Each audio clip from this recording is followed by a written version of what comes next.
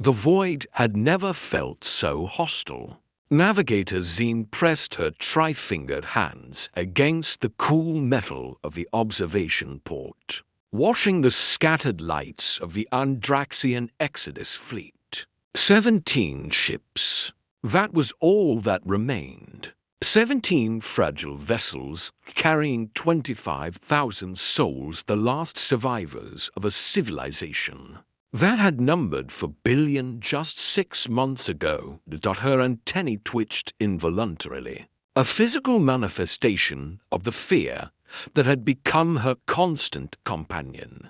Since the day the Kresh hegemony had arrived at Andrax Prime, the Kresh didn't negotiate. They didn't colonize. They simply consumed resources, technology. Entire populations processed into biological slurry to fuel their endless expansion. Navigator Zine. The voice of Captain Vrel crackled through her neural implant. Please report to the bridge. We have a situation. Zine's stomach twisted. In the past 6 months, situation had never meant anything good. She left the observation deck of the Wandering Hope, moving through corridors packed with refugees. They huddled in every available space, their blue-gray skin dulled by exhaustion and trauma. Children clung to parents. Elders sat in meditative silence, conserving energy for survival. The bridge of the Wandering Hope was cramped, designed for a crew of 12, but now staffed by only 5. Half the original crew had died during the escape from Andrax Prime. The others had been lost in subsequent encounters with Kresh scout ships. Captain Vrel stood at the tactical display, his tall frame hunched with fatigue. At 340 cycles old, he was ancient by Andraxian standards, but his mind remained sharp. His secondary arms gestured at the holographic readout. We have a problem, he said without preamble. 3 Kresh hunter-killer packs have entered the system. 27 ships total, moving to intercept vectors. Zine felt her hope die a little more. How long until they reach us? 14 hours, maybe 15. Vrel's antennae drooped. We can't outrun them. The Silver Dawn is losing main power. The Child of Stars has engine damage. If we try to run, they'll pick us off one by one. And if we stand and fight? Zine already knew the answer. We have 4 vessels with defensive capabilities. Mining lasers, cargo tractor beams, 1 antiquated plasma cutter. Against 27 Kresh warships? Vrel made a gesture of futility. We would last 3 minutes. Perhaps, for if we're lucky. The bridge fell silent. The other crew members, communications officer Trent, engineer Maxis, and weapons coordinator Pelor wore the same expression of resignation. They had known this moment would come. The Kresh always caught their prey. There must be something, Zine said quietly. Some option we haven't considered. Send another distress call, Vrel ordered Trent. All frequencies, all known languages. Tell anyone listening that we're about to be exterminated. Trent's fingers moved across his console, a motion he had performed dozens of times over the past months. Distress signal broadcasting, he reported. His voice carried no hope. Though we all know no one will answer, the Galactic Assembly declared non-interference. The Varsh Collective sealed their borders. The Thrain Empire is negotiating with the Kresh for favorable terms. He paused. Everyone is too afraid to help. Zine walked to the navigation station and studied the system map. They were in the outer reach, a barely charted region of space that existed between the galactic spiral arms. Few species ventured here. There was nothing of value, no habitable worlds, no resources worth claiming. That's why they had fled here. The nothingness was supposed to hide them. Her eyes caught something on the display. A notation in the database, flagged in ancient Andraxian script. Anomalous structure detected. Origin unknown. Recommend avoidance. Captain, she said slowly. There's something here. In this system. An anomaly. Vrel moved to her station. What kind of anomaly? The records are old. 300 cycles at least. Zine pulled up the archival data. One of our deep space survey ships detected an artificial structure in the 5th orbital zone. They classified it as origin unknown and recommended avoiding the area. Unknown origin? Pella, the weapons coordinator, perked up. You mean not constructed by any known species? According to this, yes. Zine highlighted the location on the display. It's approximately 4 light hours from our current position. Vrel studied the information carefully. His antennae straightened slightly, a sign of interest. Did the survey ship investigate? No. They logged it and moved on. The notation says the structure was broadcasting some kind of signal, but they couldn't translate it. Zine zoomed in on the coordinates. Captain, if this structure is advanced technology from an unknown species, then it might offer us options we don't currently have, Vrel finished. He straightened, making a decision. Helm, plot a course to these coordinates. Maximum sustainable speed. Sir, that will take us 8 hours, the helmsman protested. The crash will catch us before we reach it.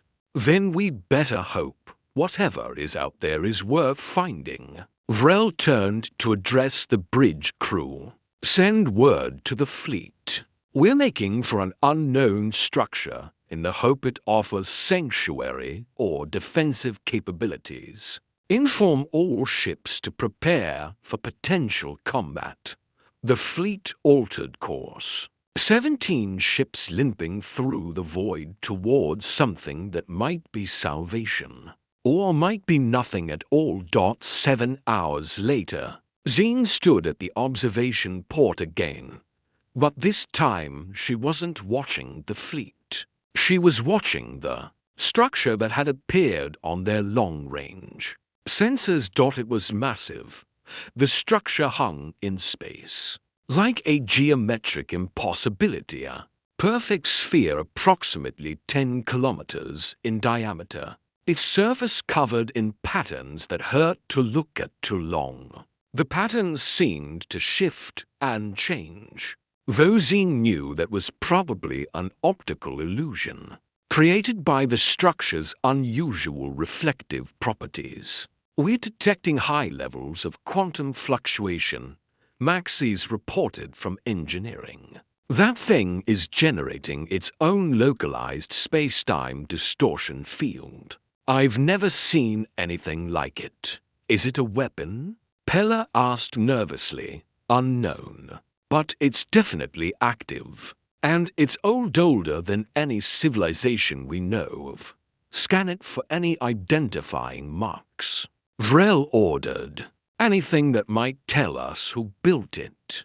Trent worked his console for several minutes before his antennae shot up in surprise. Captain, I'm finding markings. They're heavily degraded, but the computer is matching them against our linguistic database, and they're human. The bridge went silent. Every Andraxian knew about humans. They were one of the great mysteries of galactic history, a species that had achieved faster-than-light travel approximately 400 years ago, established several colonies, made contact with numerous other species. and then simply vanished. Every human colony, every human ship, every human station had been abandoned seemingly overnight. Survey teams had found empty cities with food still on tables, ships with logs that ended mid-sentence,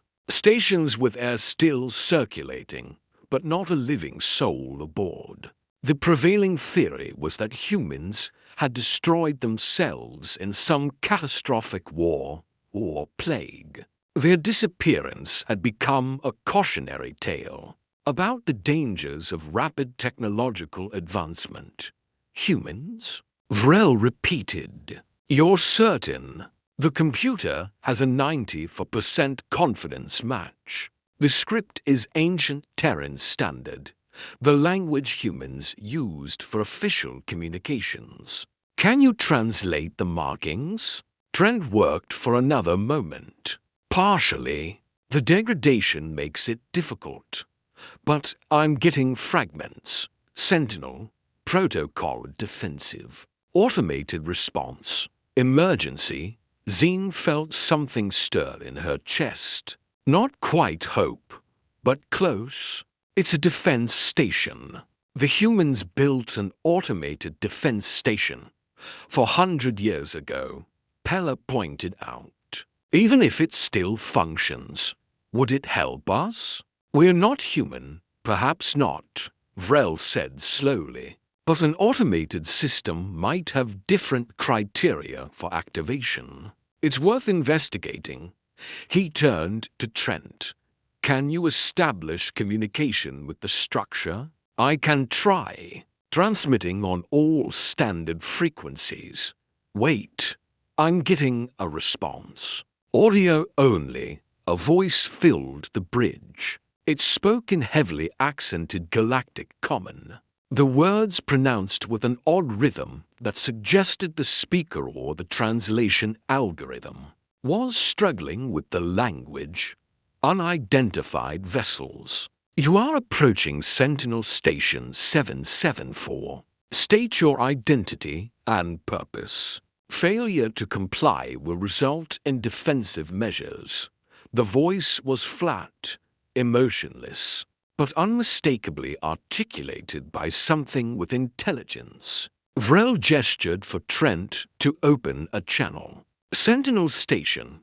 This is Captain Vrel of the Andraxian Exodus Fleet. We are refugees fleeing the Kresh hegemony. We mean no harm.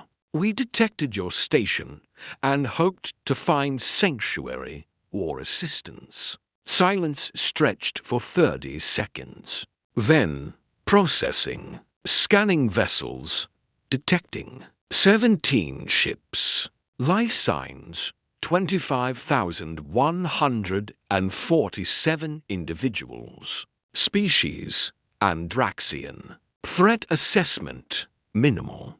Classification, refugees, non-combatant. Another pause. Accessing historical database. Andraxian civilization, known to human exploratory missions, year 2000 to 147 CE. Status at time of last contact, pre-industrial, peaceful, non-hostile. Notable characteristics, primarily agricultural society, strong artistic traditions, pacifist philosophy. Zine exchanged glances with Vrel. The station's database was ancient. From a time before Andraxians had even achieved space flight. Question: why are you fleeing? What is the Kresh hegemony? Vrel explained quickly. The Kresh expansion, the destruction of Andrax Prime, the ongoing genocide. The galactic community's refusal to intervene. Another long pause. Then, processing. Analyzing threat data. Conclusion. Kresh hegemony matches parameters of extinction level threat to sapient species. Secondary conclusion. Galactic non-intervention violates primary ethical frameworks. Tertiary conclusion. Your situation triggers Protocol 7 emergency response parameters. What is Protocol 7? Zine asked. Protocol 7, automated response to genocide. In the event that sapient species face extinction-level threats and no other assistance is available, Sentinel stations are authorized to provide defensive support regardless of species of origin. This protocol was encoded by Human Colonial Authority, year 2151 CE. Following the first contact crisis, real hope flared in Zine's chest. Can you help us? The Kresh fleet will arrive in 6 hours. Negative. These stations' defensive capabilities are insufficient against 27 hostile vessels. However, this station maintains communication protocols with the Central Sentinel network. Accessing. Signal delay significant due to distance. Transmitting distress call to network command. How long will that take? Vrel asked urgently. Unknown. Central Sentinel network last responded to automated status queries 73 years ago. Connection integrity uncertain. However, protocol requires attempt. The hope in Zine's chest wavered. 73 years since last contact. The network might be completely non-functional, but they had no other options. We'll wait. Vrel said, and hope that something hears your call. The station went silent. 5 hours passed in agonizing slowness. The Andraxian fleet maintained position near the Sentinel station, making what repairs they could, redistributing supplies, and preparing for what seemed like inevitable annihilation. Zine couldn't rest. She remained on the bridge, watching the tactical display as the Kresh fleet drew closer. 27 warships, moving in perfect formation, unhurried and confident. They knew their prey couldn't escape. 1 hour until intercept, Pella reported quietly. Vrel sat in his command chair, his antennae drooping with exhaustion. Has the station responded? No, Captain.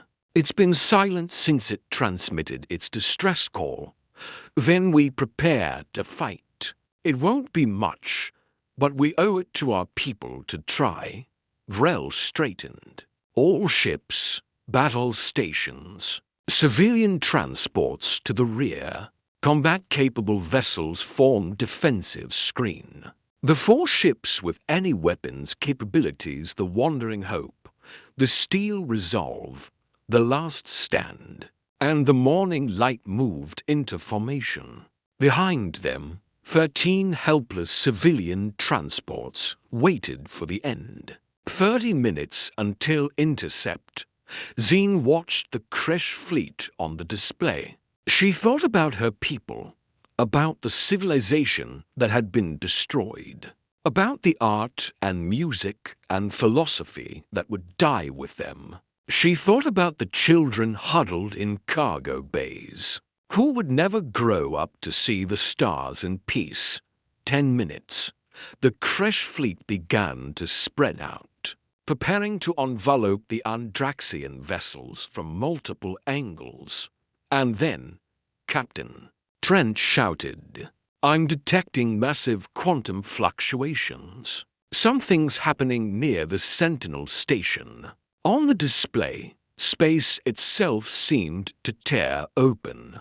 A rift formed, glowing with impossible colors that Zine's eyes couldn't fully process. And through that rift, something emerged. Ships, not just 1 or 2, but dozens of them, each one massive, easily dwarfing the largest Kresh vessel. Their hulls were dark gray, almost black, covered in angular armor plating and bristling with weapons systems that looked like they belonged in a nightmare.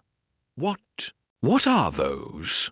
Pella whispered. The Sentinel station's voice crackled back to life, and for the first time, there was something almost like emotion in its flat tone. Central Sentinel Network has responded. Human Defense Fleet Omega-7 emerging from quantum fold space. Time in fold 412 years. Status active. Mission parameters: defend all sapient species against extinction-level threats. Authenticating. Authentication confirmed. The voice paused, and when it spoke again, there was something that might have been satisfaction. Protocol 7 is now active. All threatened sapient species will be defended. The Kresh hegemony has been designated hostile force. Lethal force authorized. Zine stared at the human warships on her display. 43 vessels, each one a monument to the art of war, hanging in space like ancient gods awakening from a long sleep. The Kresh fleet had stopped advancing. Even their notoriously aggressive commanders seemed uncertain how to respond to this development. A new voice came over the communication channel. Unlike the Sentinel station's flat tones, this voice was rich, deep, and unmistakably organic. It spoke in perfect galactic common. Attention, Andraxian vessels. This is Admiral Marcus Chen of the Terran Expeditionary Defense Fleet. We received your distress call. A pause. Sorry for the delay. We were pretty far away. Zine couldn't speak, couldn't move, could barely breathe. Humans, real humans. After 400 years of silence, they had returned, and they had come to answer a call for help. The silence on the bridge of the Wandering Hope stretched for 3 full seconds, an eternity. When facing annihilation, then everyone began speaking at once. They're real. Humans are alive. Look at those ships. Quiet. Captain Vrel's voice cut through the chaos. His antennae stood rigid with command authority. He turned to Communications Officer Trent. Open a channel. Now. Trent's fingers trembled as he worked his console. Channel open, Captain. Vrel took a breath, steadying himself. Admiral Chen, this is Captain Vrel of the Andraxian Exodus Fleet. He paused, seeming to search for words adequate to the moment. We didn't know. We thought humans were extinct. The entire galaxy thought you were gone. The response came immediately, and Zine could hear something like amusement in the Admiral's voice. We get that a lot lately. The rumors of our extinction were greatly exaggerated. The tone shifted, becoming more serious. Captain Vrel, we're analyzing the tactical situation. 27 Kresh vessels moving to engage your position. Your fleet consists of 17 ships, only with any defensive capability. Is this assessment correct? Yes, Admiral. We have no chance against them. You had no chance, Admiral Chen corrected gently. That situation has changed. Stand by. The channel went silent. On the tactical display, Zine watched the human fleet begin to move. The vessels accelerated with a grace that seemed impossible for their size, spreading into a formation that placed them between the Andraxian refugees and the Kresh hunters. Captain, Pella said quietly, I'm reading their weapons systems. The energy signatures don't match anything in our database. Whatever they're equipped with, it's technology we've never seen before. 400 years of development, Maxis muttered from the engineering station. Who knows what they've created in that time? A new signal cut across all channels, a broad-spectrum transmission that every ship in the system would receive. The Sentinel station's voice, cold and implacable. Attention Kresh hegemony forces. You are in violation of Protocol 7. Protection of sapient species against extinction-level threats. The Andraxian people are now under Terran Defense Fleet protection. You will cease hostile actions immediately and withdraw from this system for a moment. Nothing happened. Then a guttural, clicking voice responded in broken galactic common. The Kresh Fleet Commander. Human vessels. You interfere in Kresh territory. Andraxian prey belongs to hegemony. Withdraw or be consumed like all others.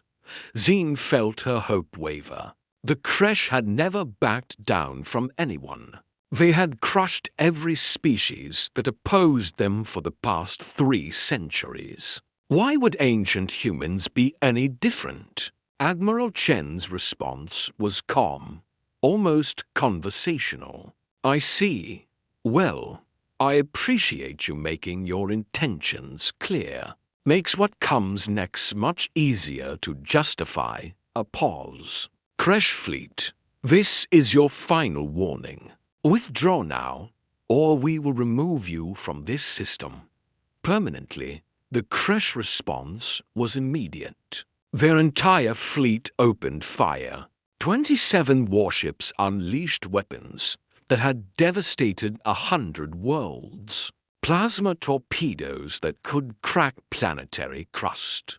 Kinetic impactors that struck with the force of nuclear weapons. Biocorrosive missiles designed to eat through any known hull material. The barrage converged on the human fleet from multiple vectors. Enough firepower to glass a continent. Enough destruction to end a civilization. The human ships didn't even slow down. Energy barriers materialized around each vessel, not traditional particle shields, but something else entirely. The barriers looked like they were made of crystallized space-time itself.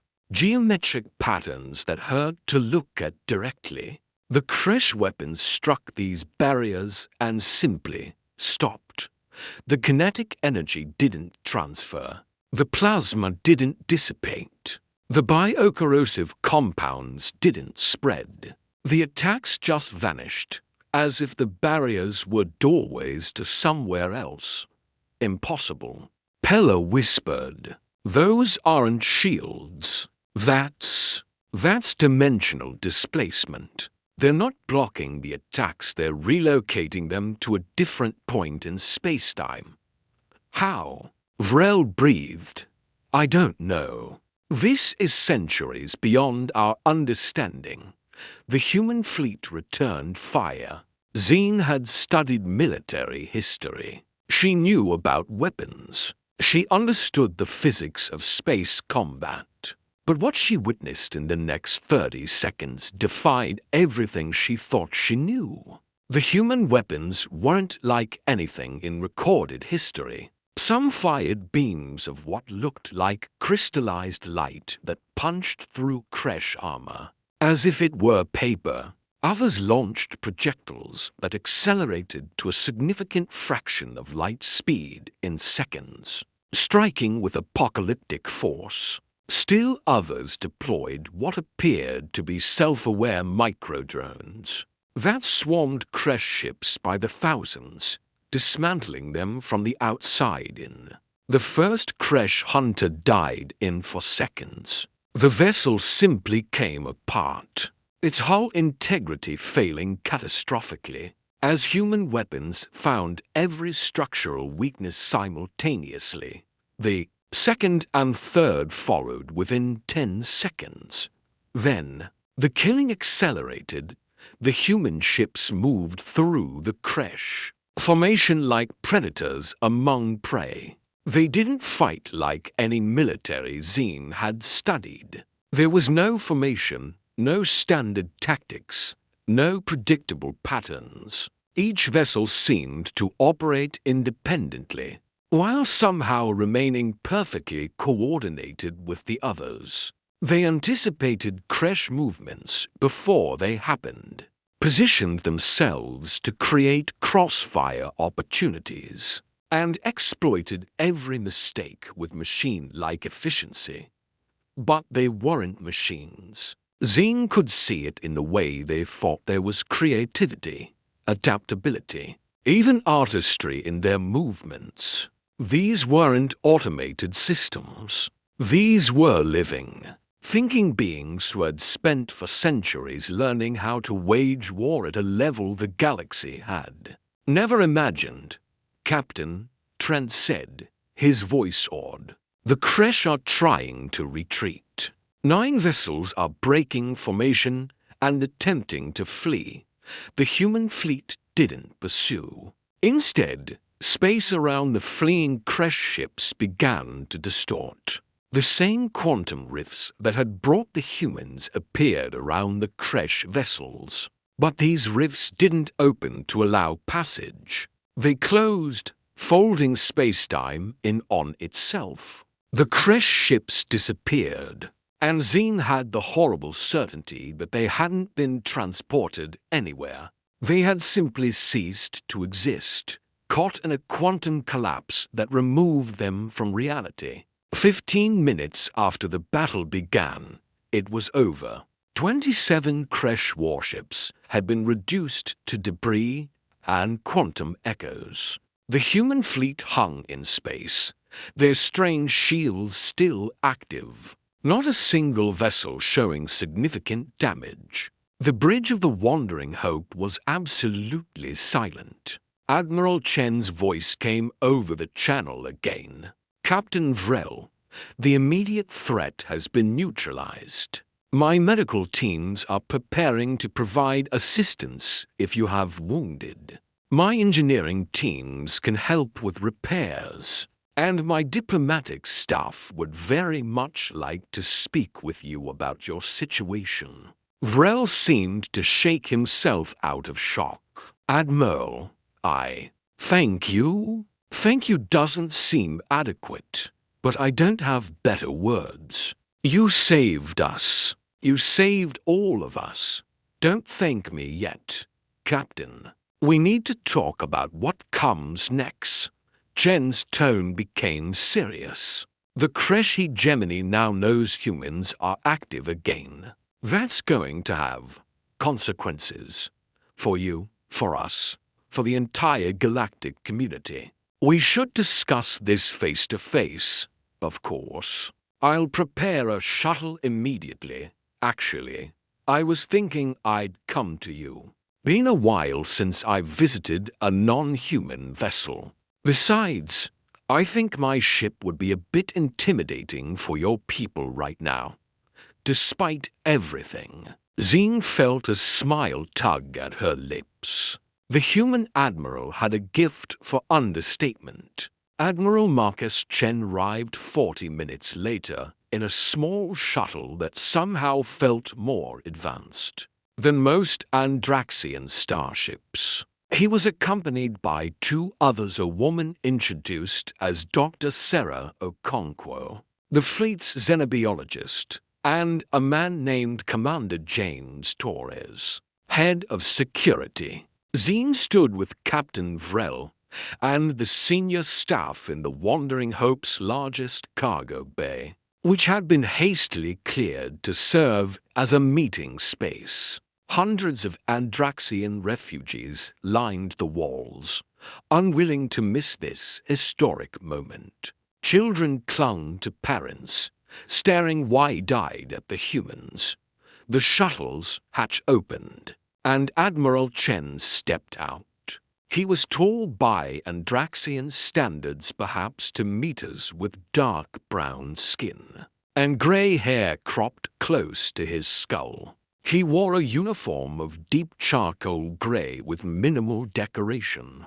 His eyes were a startling amber color, and they swept across the assembled Andraxians with an expression Zine couldn't quite read. Sadness, Perhaps.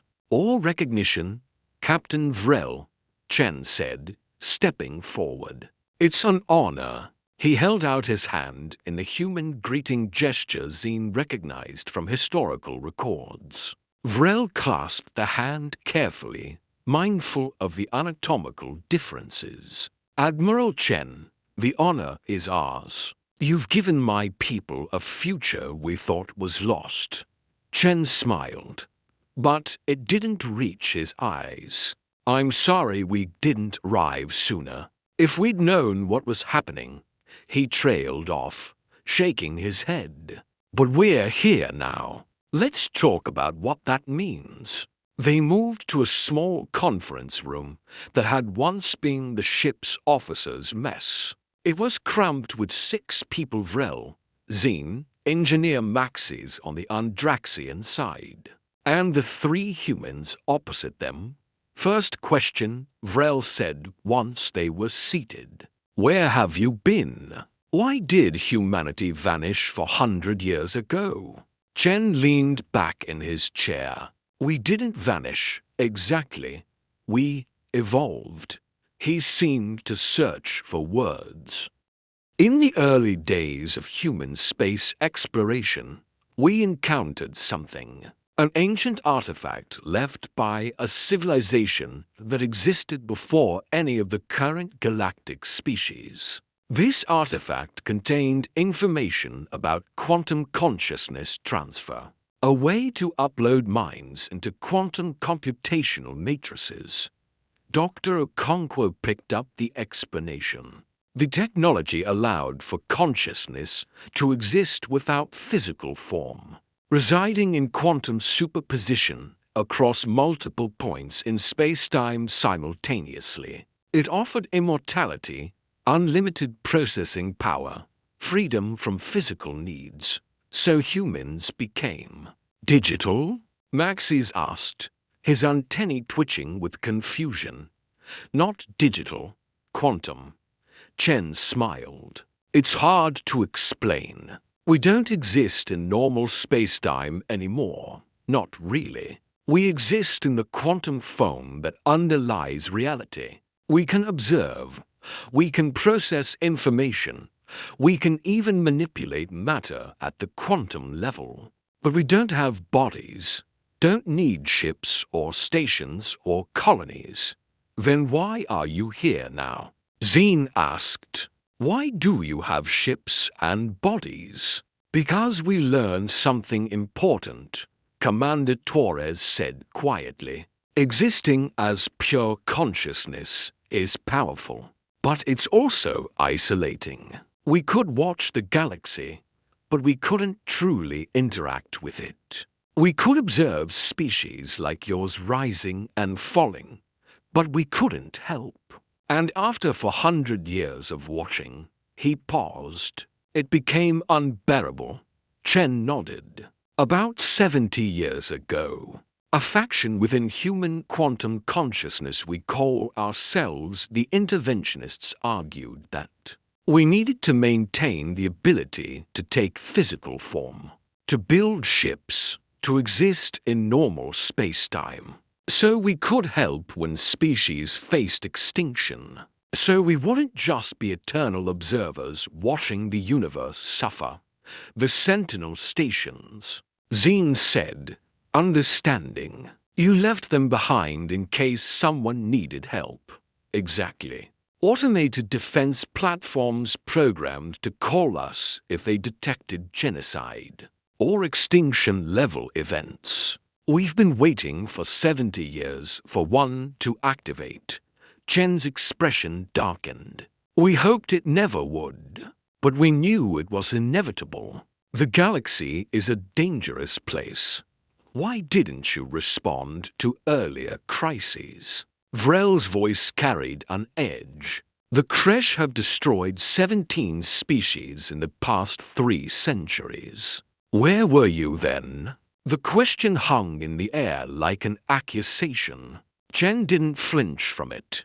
Because we didn't know, he said simply. Our Sentinel stations are scattered across this region of space, and their range is limited. The creche operated in sectors we weren't monitoring, and our quantum observation capabilities are limited. We can watch specific locations, but we can't see everywhere at once. Not without devoting computational resources that would require us to pull back from other projects.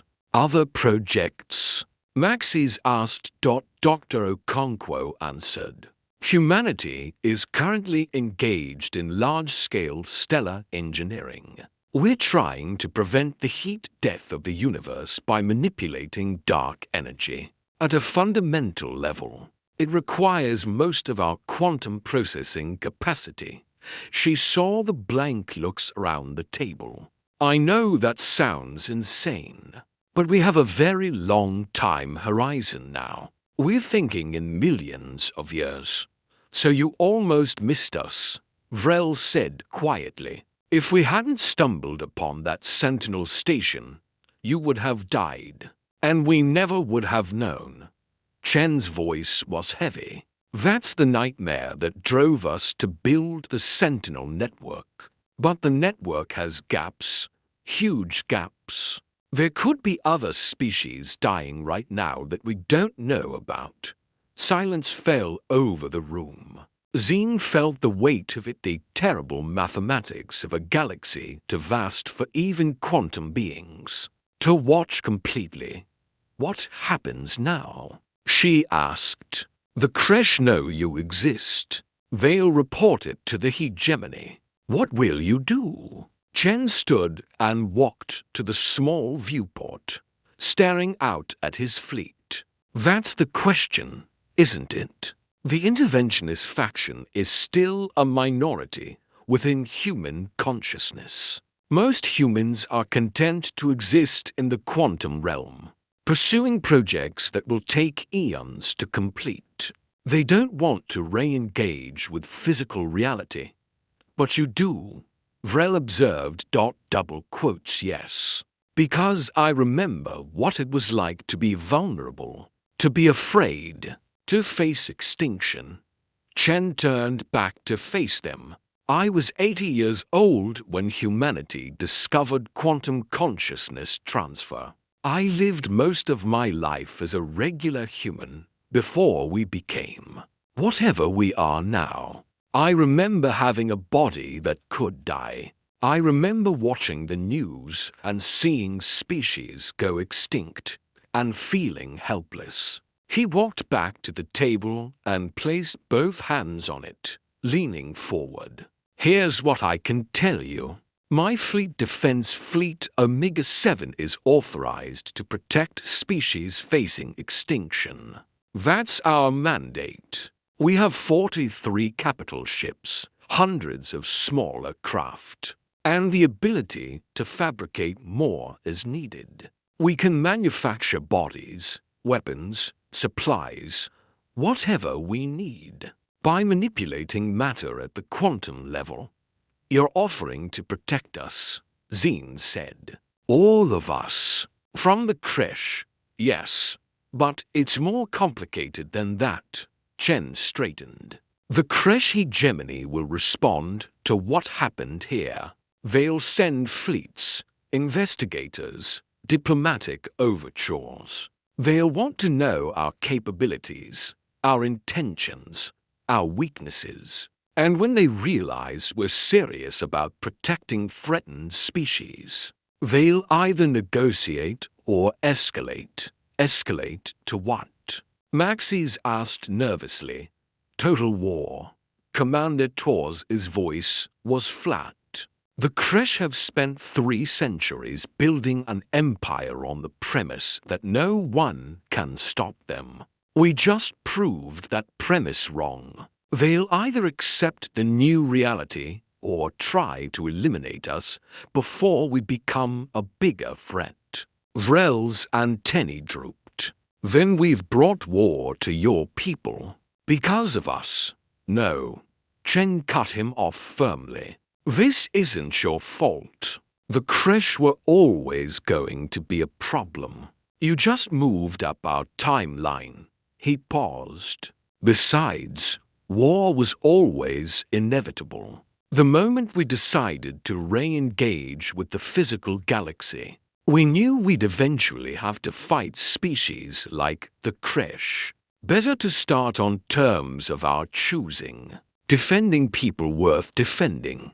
What do you need from us? Vrel asked. Right now? Nothing.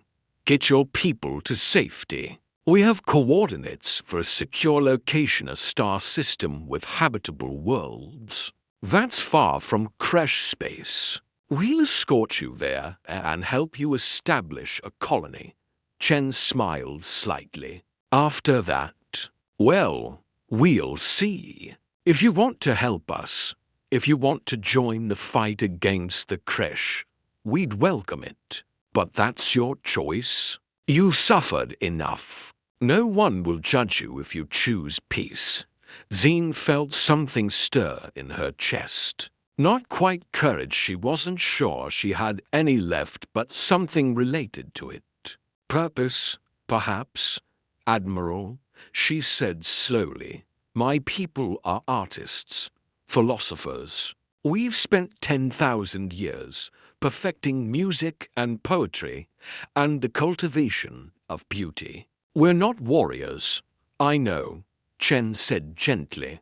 But the Kresh destroyed our world. They killed billions. They hunted us like animals. Her voice strengthened. And they'll do it again. To others. Unless someone stops them. Yes, then we'll help. However we can. She looked at Captain Vrel. Won't we, Captain? Vrel was quiet for a moment. Then his antennae straightened with determination. Yes, we will. Our people may not be warriors, but we understand loss. We understand what it means to call for help and hear only silence. If we can prevent that from happening to others. He met Chen's eyes. Then we have to try. Chen nodded slowly, something like respect in his expression. Then let's talk about what comes next. Because there are other species out there, right now, facing what you faced. And it's time we answered their calls. Over the next several hours, they planned. Admiral, Chen explained that his fleet maintained contact with the greater human quantum consciousness through something called the Resonance Network, a quantum communication system that operated faster than light. He had already transmitted a full report of the situation and was waiting for a response. From the Interventionist Council. The Council will debate what to do, he explained. Some will argue we should pull back, that engaging with the Kresh puts us at risk. Others will say this is exactly why we created the defense fleets. The debate could take days, but you're not waiting for permission, are you? Zine asked, reading his expression. Chen smiled. I have operational autonomy. The Council can recall me if they disagree with my actions. But by then, he shrugged. By then it'll be too late to stop what we've started. Dr. Okonkwo pulled up a holographic display showing the local galactic region. Red zones marked Kresh controlled space, a vast swath covering hundreds of systems. We've been analyzing Kresh expansion patterns. They operate on a simple principle. Identify vulnerable species, overwhelm them quickly, harvest all resources, move to the next target. They're efficient, brutal, and successful. How do we fight that? Maxis asked. We disrupt their pattern. Commander Torres highlighted several systems on the edge of Kresh space. These are the next likely targets. Pre-spaceflight civilizations or young spacefaring species without strong militaries. The Kresh will attack them within the next year. We warn them, Vrel said. Better, we defend them, Chen zoomed in on one system. The Vain civilization. 4 billion people onto colony worlds. Their military consists of 12 patrol craft with outdated weapons. The Kresh will crush them. Unless we're there, Zine finished. Unless we're there, Chen agreed. We position ships at vulnerable locations. When the Kresh arrive, we show them the same thing we showed them here. That extinction is no longer an option. That someone is finally fighting back. The Kresh won't accept that, Torres warned.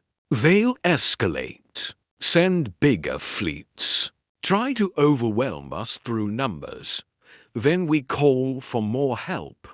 Chen tapped the display, and new markers appeared, hundreds of them, scattered across space. These are all the Sentinel stations we've deployed. Each one can call for a defense fleet.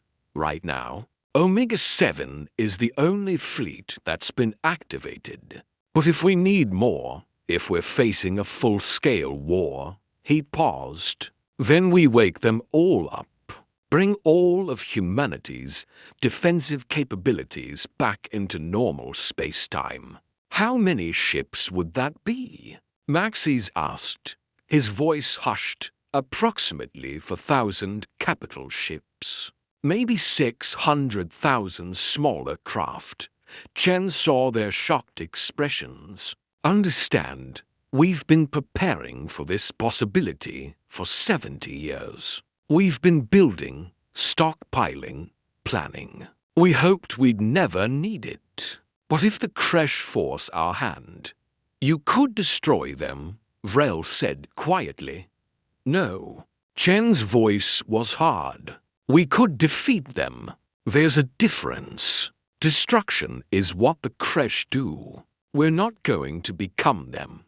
He looked around the table. If this becomes a full war, our goal isn't genocide. It's liberation. Free the species under Kresh control. Dismantle their military infrastructure. Give them a choice. Coexist peacefully or face continued resistance. They won't choose peace. Zine said, species like the Kresh don't negotiate. They conquer or they die trying. Then we'll cross that bridge when we come to it. Chen stood. For now, let's focus on what we can control. Getting your people to safety. Preparing for the Kresh response. And figuring out how to coordinate a multi-species resistance movement with limited resources. A chime sounded from Commander Torres' wrist device. He looked at it and his eyes widened. Admiral, we're receiving a priority transmission from the Resonance Network. The Interventionist Council has reached a decision. Everyone in the room seemed to hold their breath. Torres listened to something through a neural interface, his expression unreadable. Then he looked up at Chen. They've authorized full mobilization. All defense fleets are being activated. The Council is calling for volunteers to transfer back to physical form to crew them. He paused. Sir, they're expecting at least 50,000 humans to volunteer. Maybe more. Chen closed his eyes for a moment, and Zine saw relief wash over his face. How long until the other fleets are operational? Fabrication time is estimated at 6 days for ships, 3 for bodies. Figure 8 days for full deployment. 8 days. Chen opened his eyes and looked at Vrel, then at Zine. 8 days until we have an army. Until then, we work with what we have. He straightened his uniform. Let's get your people moving toward safety. Then we start warning the Kresh's next targets. Time to show the galaxy that no one fights alone anymore. As the meeting broke up and they prepared to transport the Andraxian refugees to their new home, Zine stood at the viewport watching the human warships maintain their protective formation around the fleet. For the first time in 6 months, since Andrax Prime had burned, she felt something other than fear or exhaustion. She felt hope. And hope, she was beginning to understand, was the most dangerous weapon of all.